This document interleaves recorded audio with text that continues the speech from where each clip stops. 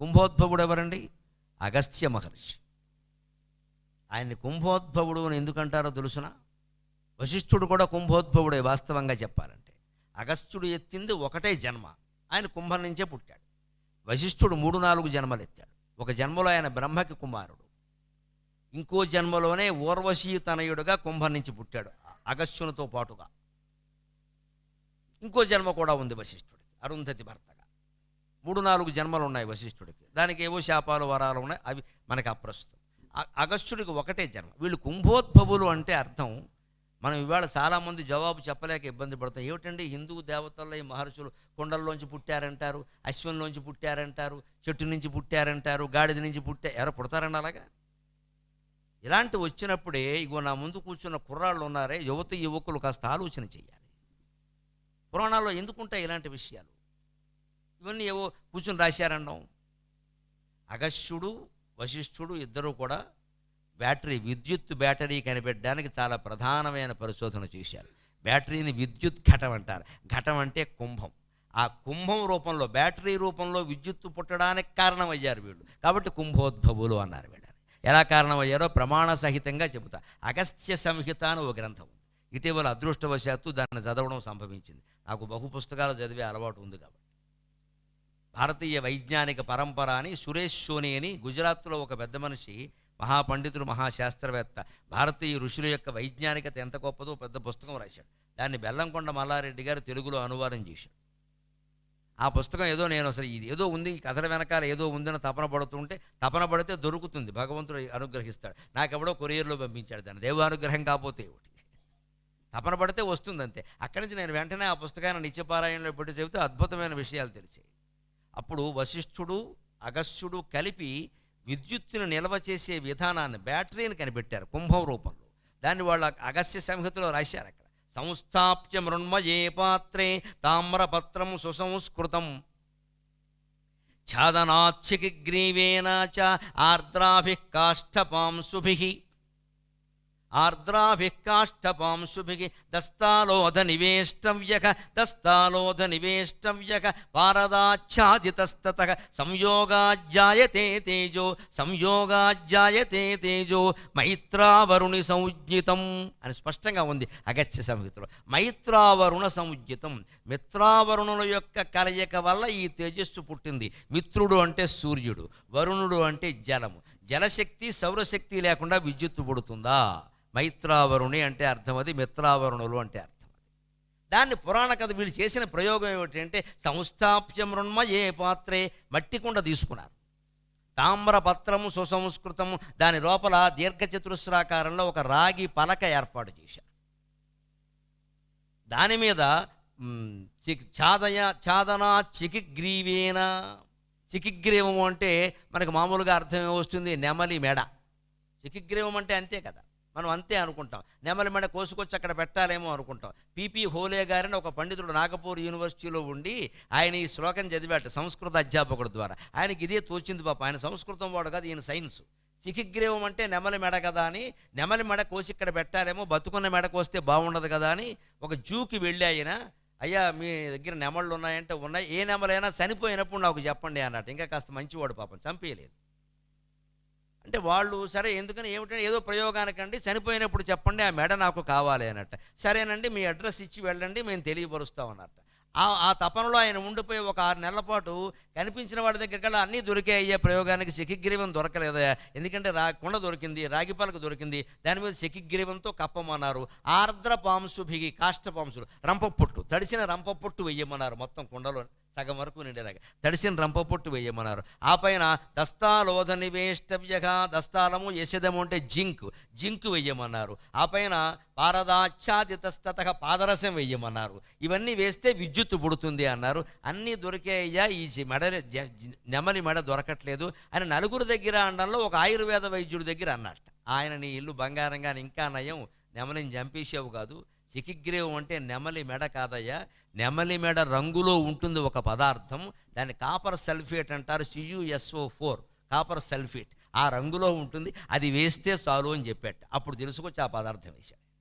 సంస్కృతంలో ఇలా చెబుతారు పేర్లు. చికిగ్రీవం అనగానే సుగ్రీవుడు అంటుందని అనుకోకూడదు. అక్కడ ఆ రంగులో ఉండే పదార్థం ఆ రంగులో ఆ పదార్థం ఉంటుంది, దానికి ఆ పేరు పెట్టారు అంతే. ఇంకో పేరు మరి సంస్థలో ఎలా వస్తుంది అందుకని. అందుకే ఆయన కాపర్ సల్ఫేట్ పట్టుకొచ్చి వేసి, రంప పొట్టు పోసి, ఈ జింకు వేసి, పాదరసం వేసి, ఇవన్నీ కలిపిన తర్వాత కింద నుంచి తీగలు తీసి కలిపితే అద్భుతంగా విద్యుత్తు పుట్టింది, అక్కడ నిల ఉంది. ఆ రకంగా కుంభం, ఒక కుండలో పుట్టిన విద్యుత్తుని కుంభోద్భవము, విద్యుత్ ఘటం అంటారు. అది సరిగ్గా 100 కుండల విద్యుత్ శక్తిని కనుక ఉపయోగిస్తే రాగితో ఉన్న గోపురాన్ని బంగారంగా చేయొచ్చు. అందుకే శతకుంభ శక్తితో బంగారం పుడుతుంది కాబట్టి బంగారాన్ని శాతకుంభం అన్నారు సంస్కృతంలో. ఇన్ని విశేషాలు ఉన్నాయండి సంస్కృతం. కర్బురం, భర్మ, కర్బురం, శాతకుంభం, శాతకుంభం, భర్మ, కర్బురం, ఇవన్నీ బంగారానికి పేర్లు. ఒక్కొక్క మాట ఎలా వచ్చిందని ఆలోచించాలి తప్ప శతకుంభం శతకుంభం అని 100 సార్లు రాస్తే బంగారం మన ఇంటికి వస్తుంది. దరిద్రపాలు వచ్చింది. ఇవన్నీ నీ ఇంటికి రావడం ముఖ్యమా, విషయం తెలవడం ముఖ్యమా? ఈ స్వార్థం కారణంగా మనది వైజ్ఞానికమైన మతం మట్టి కొట్టుకుపోయిన గుడ్డి నమ్మకాల మతం అయిపోయిందండి. దేనికి మనం సమాధానం చెప్పలేము. ఈ శతకుంభం అని ఎందుకంటే అంటారండి, అంతే. ఎందుకో చెప్పడు, ఇక్కడ కనీసం ఆలోచించడు. అగస్త్యుడు కుంభం నుంచి పుట్టాడంటే ఆ రోజుల్లో అలా పుట్టేవారు, ఏ రోజుల్లోనూ పుట్టరు అలాగా. ఇక అదేమిటో తెలుసుకో వెనకాల. నాకు అదే తపన, ఏదో ఉంటుంది వెనకాల, ఏదో ఉంటుంది వెనకాల. మహర్షులు తప్పు చెప్పరు, వాళ్ళు మనలాంటి వాళ్ళు కాదు. ఇక్కడ ఖచ్చితంగా తెలుసుకోవలసి ఈ తపన ఉంటే, నా ఏడుపు నేను ఏడిచాను అమ్మవారి దగ్గర, మీకేం తెలుసు, ఇల్లాలకి తెలుసు ఎలా ఏడుస్తాను. నా ఏడుపు ఏడుస్తాను, నేను కూర్చొని నాకు చెప్పమ్మా, నాకు తెలియట్లా. ఆశ్చర్యం అండి, నేను బడాయి కోసం చెప్పట్లా, దేవుడు సన్నతిలో చెప్తున్నా. నేను ఇలా తెలియక ఏడిచిన ప్రతిసారి 24 గంటల్లోగా నాకు సమాధానం దొరికింది. ఏడవాలి, దేవుడి దగ్గర ఏడవాలి. ఏడుస్తామా, ఏడవాలి. దేవుడి దగ్గర కూడా ఏడవకపోతే ఎవరి దగ్గర ఏడుస్తావు? ఊళ్ళో వాళ్ళ దగ్గర ఏడుస్తున్నావు, గణపతి దగ్గర ఏడవలేవా? ఏడుపు సార్థకం అవుతుంది. నాకు ఇది ఏదో ఉందమ్మా, నాకు ఇది ఏదో ఉందమ్మా, నాకు భగవంతుడు ప్రవచన శక్తి ఇచ్చాడు, నేను చెప్పగలను, కానీ నాకు ఈ విషయం తెలియదు. కుండ నుంచి ఎందుకు పుడతాడు మనిషి?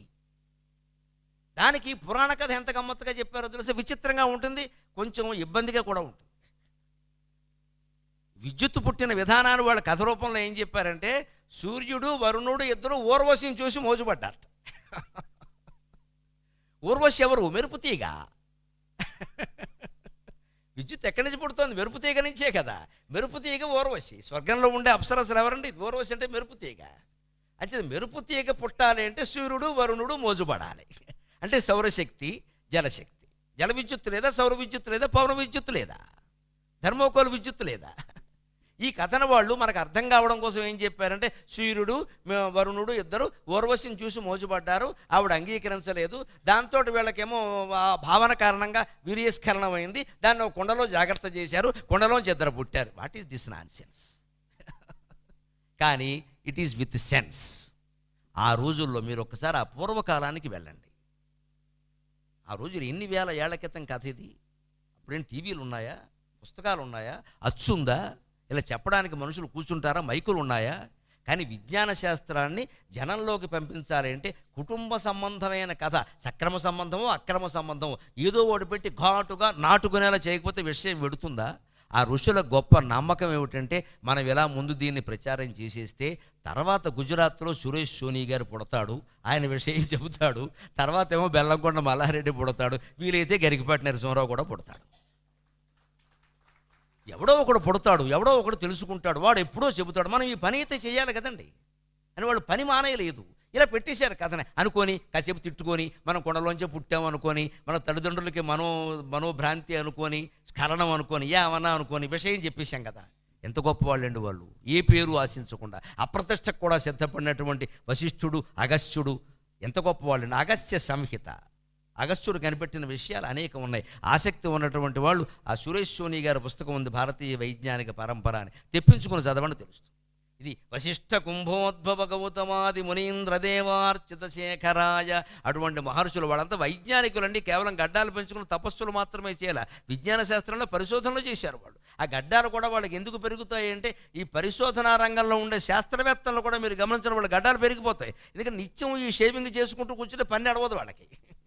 ఆ దృష్టి ఉన్నవాడికి పని అడవదు, అందుకని వాళ్ళు పెంచేస్తారు, దాన్ని పట్టించుకోరు. ఈ పని అయ్యాక చూద్దామంటారు, అందుకని అప్రయత్నంగా పెరిగిపోతుంది.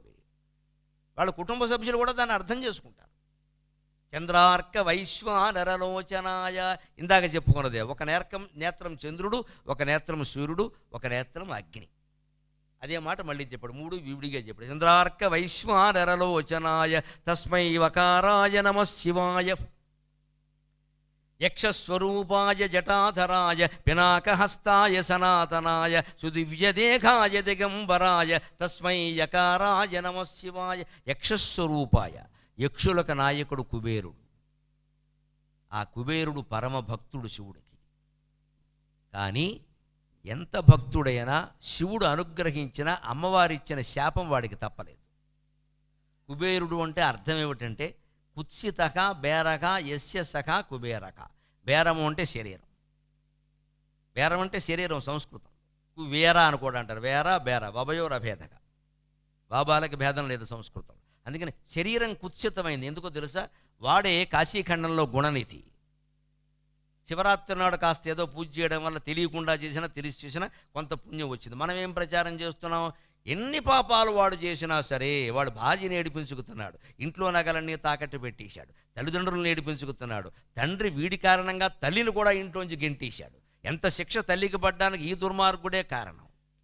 వీడికి శివరాత్రి నాడు వెళ్ళి ఒక పూజ, అది కూడా పూజ చేయలే, ప్రసాదం దొంగిలించాడు. దొంగిలించినందుకు వాడికి మోక్షం ఇస్తారా? ఎంత లోకు చేశామండి దేవుణ్ణి, పురాణ కథల్ని. ఇన్ని పాపాలు చేసేసి ఇవాళ మొత్తం బ్యాంక్ అప్పులు ఎగ్గొట్టిన వాళ్ళు అందరూ శివరాత్రి అభిషేకం చేస్తే వదిలేస్తారండి? వదిలేమనండి. అలా అయితే శివుడు కాదు. ఇంకా అదేం పరిపాలన? అలా ఎక్కడ ఉండదు హిందూ పురాణాల్లో. కాశీఖండం చదివితే అర్థమవుతుంది. గుణనిధికి అలా రాలేదు. శివరాత్రి నాడు అతను తెలిసో తెలియకో చేసినటువంటి చిన్నపాటి పుణ్యం కారణంగా అతనికి శివుడిది కైలాసానికి వెళ్ళేటువంటి యోగ్యత కలిగించారు. ఆ దారిలోనే శివుడు ఆపేసాడు. వాడి మొహాన్ని నేను చూడన్నాడు. వీడికి ఒక అవకాశం ఇస్తాం. ఎంత పాపాత్ముడికైనా భగవంతుడు ఒక అవకాశం ఇస్తాడు. వీడిని కళింగరాజుగా పుట్టిస్తున్నాను నేను. దమనుడు వాడి పేరు, దముడు అతని పేరు. దముడు అనే పేరు మీద కళింగరాజుకి సంతానం లేదు. అతనికి సంతానం రూపంలో వీడికి జన్మిస్తున్నా. వీడు రాజు అవుతాడు. ఎలా ప్రవర్తిస్తాడో చూద్దామన్నాడు. శివారాధన చేస్తే అమ్మవారు కూడా కనపడుతుంది, అమ్మవారిని ఆరాధిస్తే శివుడు కూడా కనపడతాడు. ఒకటిక్కటి మీద 2 సినిమాలు అందుకే మనకి. అది ప్రయోజనం శివారాధనలో. అందుకని అమ్మవారు ఎలా వచ్చింది? 16 ఏళ్ల అమ్మాయిలా వచ్చింది, బాలా. ఆవిడ అలాగే ఉంటుంది. మనం అనుకున్నట్టుగా అమ్మవారు జుట్టు తెరిచిపోయి ముసలావిడిలా కూర్చోదు. వాళ్ళకి వయస్సులు ఉండవు దేవతలకి. 16 ఏళ్ల అమ్మాయిలో వచ్చి శివుడు గుణనిధి కనపడగానే కుబేరుడికి పక్కన ఒయ్యారంగా వచ్చి ఆవిడ చనువు మీద ఏం చేసి శివుడు భుజం మీద చేసింది. వెంటనే ఈ సన్నాసి ఉన్నాడు, వీడు బుద్ధి ఎక్కడికి పోతుందండి? ఎంత తపస్సు చేస్తే ఈవిడెవరో పార్వతీదేవి అనిపించలే వాడికి. ఎందుకంటే వాడి దృష్టిలో పార్వతి అంటే కనీసం 80 ఏళ్ళు ఉంటాయి. మీరు ఇప్పుడు చిన్నప్పటి నుంచి ఆరాధిస్తున్న ఆవిడికి వయసు పెరగదా? ఈవిడెవరో వస్తే శివుడు ఇంకో పెళ్లి చేసుకున్నాడేమో ఈ అనుమానం కూడా వచ్చింది. అంతేకాదు, ఈవిడెవరో ఇన్నేళ్ళు తపస్సు చేశాను, నాకంటే చనువుగా శివుడు భుజం మీద చేసి, మరి భార్య వెయ్యేదా? అంతకంటే చనువు ఎవరికి ఉంటుంది? ఎంతమంది ఉంటే ఆవిడకే. ఆ మాట లేదండి, అహంకారం. మనిషి అలా పనిచేసి ఆవిడకేసి ఈ కుడుకని ఇలా పెట్టి, నువ్వెవరో, నీ గొప్పటి ఇక్కడ చేరిపోయావు ఇక్కడ అని చూశాడు ఆయన. ఆవిడ గొళ్ళు మండింది. వెంటనే శివుడితో ఉంది, వాడు చూపు చూడండి, వెధవ చూపు, వాడు ఇలాంటి వాళ్ళకే వరాలు ఇస్తున్నారు అనవసరంగా మీరు శివరాత్రి పేరు పెట్టి. అసలు మొత్తం లోకు అయిపోయారు మీరు. అందుకే ఉబ్బులెంగడు అంటున్నారు, నా మొగుడు అంటే లోకుగా ఉంది చెప్పుకోవడానికి. ఎప్పుడైనా వైకుంఠానికి వెడితే లక్ష్మీదేవి ఆక్షేపిస్తుంది, మా మొగుడు ఉన్నంత స్ట్రాంగ్గా మీ ఆయన ఉండడని. ఈయన ఉబ్బులెంగడు, మరి ఏం చేస్తాం? కాస్త పొగిడితే చాలు. ఈయనకి ఏమిస్తాడో తెలియదు, శరీరం కూడా ఇచ్చేస్తాడు. కైలాసం రాసేమంటే రాసేస్తాడు ఆయన. తర్వాత పార్వతీదేవి ఎక్కడ ఉండాలంటే కేసీఆర్ గారు డబుల్ బెడ్రూమ్ ఇస్తారు, పెడదామంటాడు. అంతే, ఈ ఇల్లు లేని ఇల్లాలు అయిపోయింది ఆవిడ. అందుకని ఆవిడ కొంచెం కోప్పడి వీడు బాగుపడ్డాను వీళ్ళది అక్కడికి పార్వతికి శివుడు నచ్చి చెప్పాడు, బిడ్డలు తప్పు చేస్తే తండ్రులు క్షమించాలి మనం. పార్వతి అంత కోపం ఉంటే అలాగా? తల్లికి అసలే కోపం ఉండదు. బిడ్డలు తప్పు చేస్తారు, వాడు నీకేసి వేరే దృష్టితో చూడలేదు, నీకంటే గొప్ప భక్తురాలు ఎవరో అనుకుని అసూయతో చూశాడు, అంతకంటే ఏం లేదు అంటే కుదరదు, మీరు ఇచ్చినా సరే నేను ఇవ్వను. వాడు కుబేరుడవని కుచేరుడవని నాకు అనవసరం. వాడు కుడి కన్ను గుడ్డిగవ్వగానే ఉంటుంది, ఎడమ కన్ను ఎర్రగానే ఉంటుంది, వీడి నేత్రవ్యాధితో జీవితాంతం పడి ఉండాల్సిందే అని అమ్మవారు చెప్పించింది.